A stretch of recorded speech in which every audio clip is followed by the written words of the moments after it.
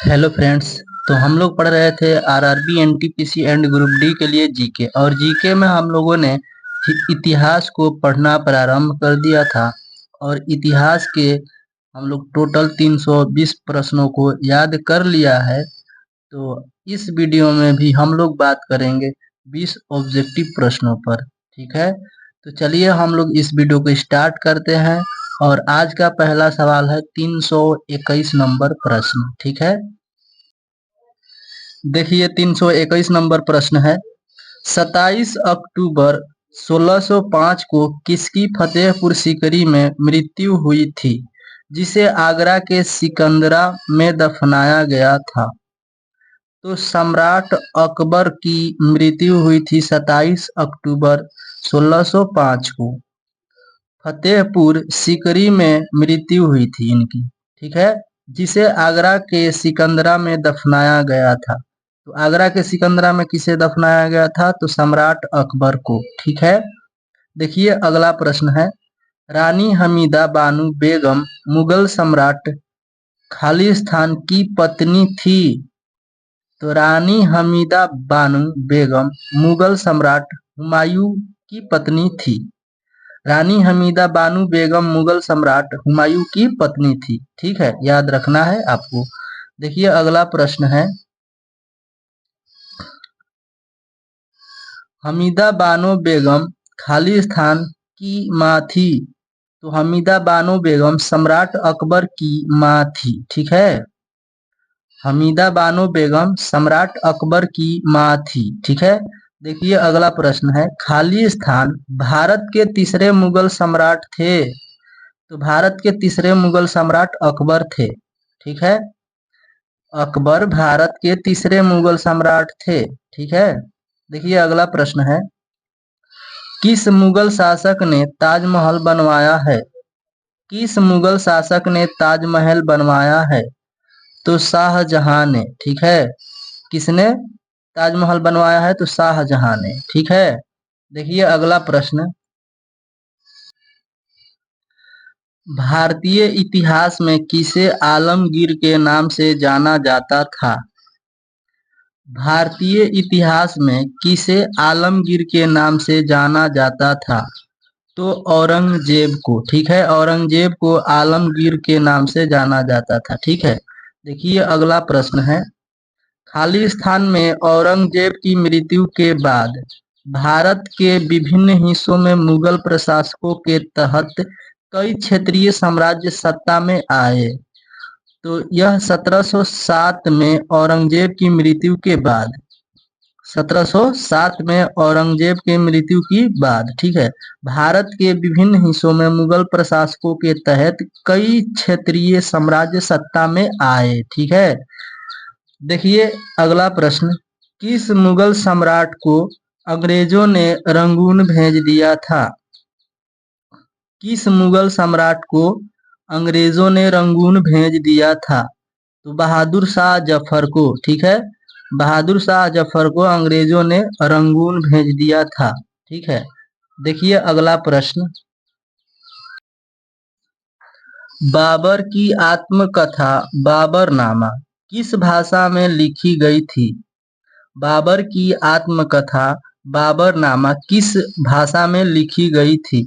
तो यह तुर्की भाषा में लिखी गई थी। ठीक है, मध्यकाल में भारत आने वाले यात्रियों ने अपनी जीवनी लिखी, और दरबारी कवियों ने अपने राजाओं की प्रशंसा के लिए कविताएं लिखी। इन साहित्य स्रोतों को खालिस्तान कहा जाता है। तो इतिवृत्त इन्हें कहा जाता है। ठीक है, क्या कहा जाता है? इतिवृत्त।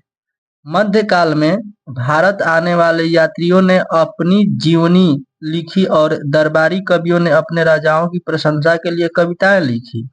इन साहित्य स्रोतों को इतिवृत्ति कहा जाता है। ठीक है, देखिए अगला प्रश्न है।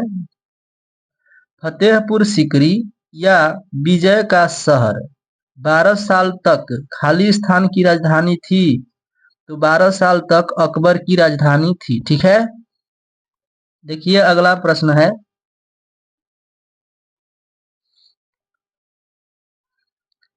मोती मस्जिद या पर्ल मस्जिद खाली स्थान किले की सबसे सुंदर संरचना है। तो लाल किले की सबसे सुंदर संरचना है। ठीक है, मोती मस्जिद या पर्ल मस्जिद लाल किले की सबसे सुंदर संरचना है। देखिए अगला प्रश्न है, चार मीनार का निर्माण किस व्यापक रूप से फैली बीमारी के उन्मूलन के लिए किया गया था? चार मीनार का निर्माण किस व्यापक रूप से फैली बीमारी के उन्मूलन के लिए किया गया था? तो प्लेग बीमारी के लिए किया गया था। ठीक है, देखिए अगला प्रश्न है, महाराष्ट्र में अवस्थित मुरुद जंजीरा किला चारों ओर किससे घिरा है? तो यह जल से घिरा है। ठीक है, चारों ओर से किससे घिरा है? तो जल से घिरा है। ठीक है, देखिए फिर से क्वेश्चन, महाराष्ट्र में अवस्थित मुरुद जंजीरा किला चारों ओर किससे घिरा है? तो यह जल से घिरा है। ठीक है, देखिए अगला प्रश्न है, हवा महल का निर्माण किसने किया था? हवा महल का निर्माण किसने किया था? तो हवा महल का निर्माण महाराजा सवाई प्रताप सिंह ने किया था। किसने? तो महाराजा सवाई प्रताप सिंह ने। देखिए अगला प्रश्न है, जयपुर में हवा महल का निर्माण किससे हुआ है? तो लाल और गुलाबी बलुआ पत्थर से। ठीक है, जयपुर में हवा महल का निर्माण किससे हुआ है? तो लाल और गुलाबी बलुआ पत्थर से हुआ है। ठीक है, देखिए अगला प्रश्न, दिल्ली में जामा मस्जिद किस भारतीय बादशाह के शासनकाल में बनवाई गई थी? दिल्ली में जामा मस्जिद किस भारतीय बादशाह के शासनकाल में बनवाई गई थी? तो यह शाहजहां के शासनकाल में बनवाई गई थी। ठीक है, दिल्ली में जामा मस्जिद शाहजहां के शासनकाल में बनवाई गई थी। ठीक है, देखिए अगला प्रश्न,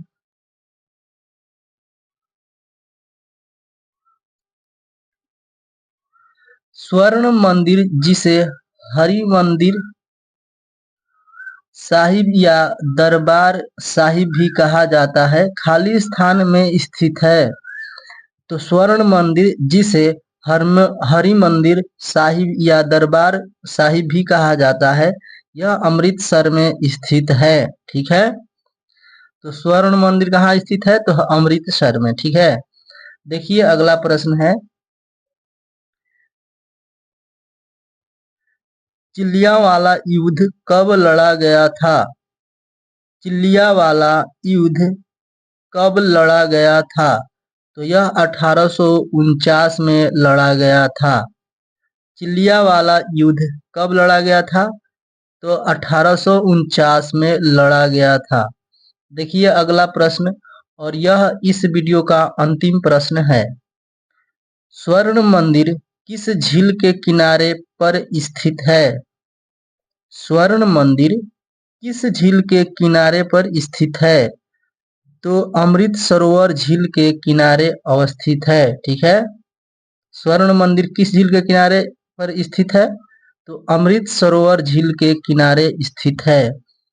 तो फ्रेंड्स, इस वीडियो में इतना ही। उम्मीद करते हैं कि आपको यह वीडियो पसंद आया होगा। अगर आपको वीडियो पसंद आया है तो इस वीडियो को एक लाइक, एक प्यारा सा कमेंट कीजिए, और अगर आप चैनल पर नए हैं तो चैनल को सब्सक्राइब कर लीजिएगा, जिससे हर नई वीडियो का नोटिफिकेशन समय समय पर आपको मिलता रहेगा। ठीक है, तो फ्रेंड्स, इस वीडियो में इतना ही।